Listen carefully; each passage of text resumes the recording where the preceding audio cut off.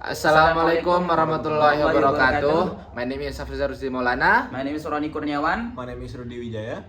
So our group will present an analysis stack of academic warning memo.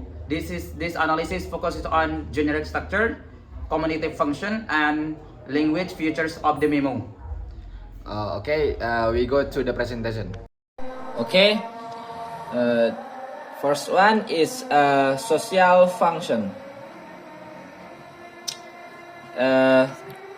Social function of this memo is to formally communicate an academic warning to a student whose academic performance does not meet the university standard. In this case, the student has problems such as poor attendance, incomplete coursework, and a GPA below the minimum requirement.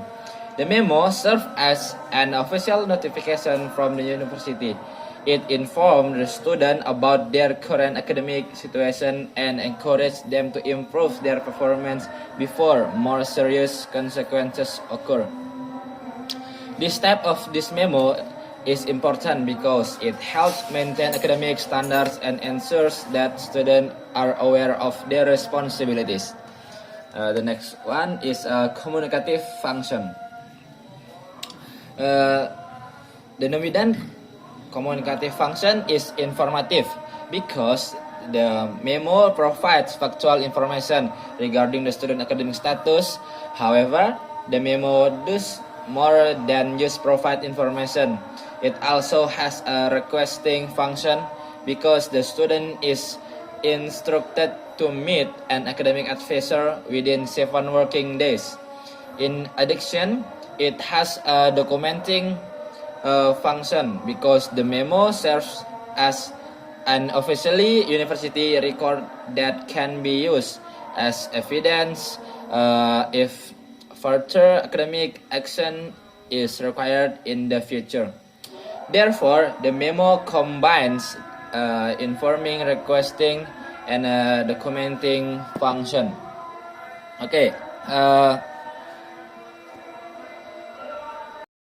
Now, I will explain about the generic structure. The generic structure of this memo consists of 3 main parts. The first is header. The header contains the title of the memo, the recipient's name, the student ID number, and the information about the sender. The title, Final Academic Warning, immediately tells the reader the purpose of the documents. And the body contains the most important information. First, it explains why the student is receiving the warning. Second, it officially states that the student is placed under final academic warning status. Third, it provides instruction that the student must follow. Finally, it explains the consequences if there is no improvement. And closing, unlike a letter, this memo does not include a formal closing statement. The document ends with the sender's name and position, which is sufficient because it is an essentially memo. And the next is about the DIM and RIM analysis. In the DIM-RIM analysis, help us understand how information is organized with a text. The DIM is the starting point of clause, while the RIM contains a new information. For example, your academic performance is considered unsatisfactory. The DIM is your academic performance. This is unmarked. And the RIM is considered unsatisfactory due to poor attendance, its incomplete coursework, and failure to meet the minimum GPA requirement. In clauses 4 and 5, the DIM is you. This shows that the memo focuses directly on the student and emphasizes the responsibility to take corrective action. The repeated use of you creates a direct and formal relationship between the institution and students. The next president will explain by Rudy.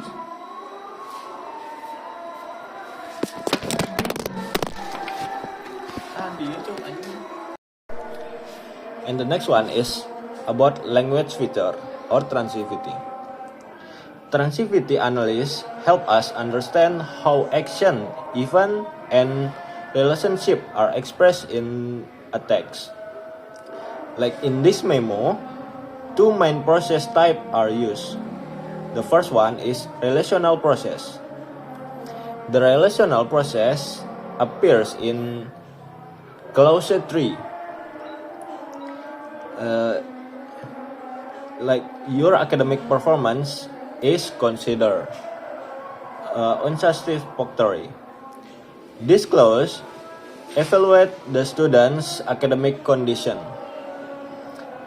The memo is not describing an action but assigning a characteristic or quality to the student's performance. And the second one is material process. Material process appear in clauses 4, 5, and 6. Like example, being placed under warning status, meeting an academic advisor, improving academic standing, and facing suspicion or dropout. This process describe action and consequences. The combination of relational and material process makes the memo both evaluative and action-oriented. And the next one is language feature mood types. In another important language feature is mood. All clauses in this memo use the declarative mood. Declarative sentences are used to provide information and make statements. For example, you will be placed under final academic warning status.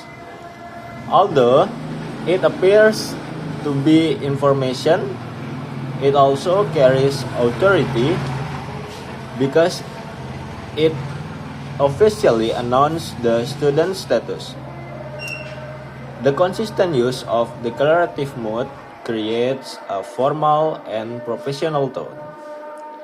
This is appropriate because the memo comes from a university authority. And the next one is about language feature modality. The memo also uses strong modality. Modality refers to the speaker's attitude towards certainly obligation or possibility.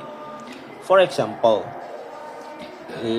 you are required to meet your academic advisor.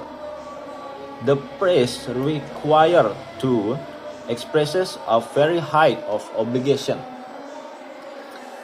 Another example is failure to demonstrate significant improvement may result in suspension or official dropout status. The word may expresses probability. It indicates a possible consequence if the student does not improve.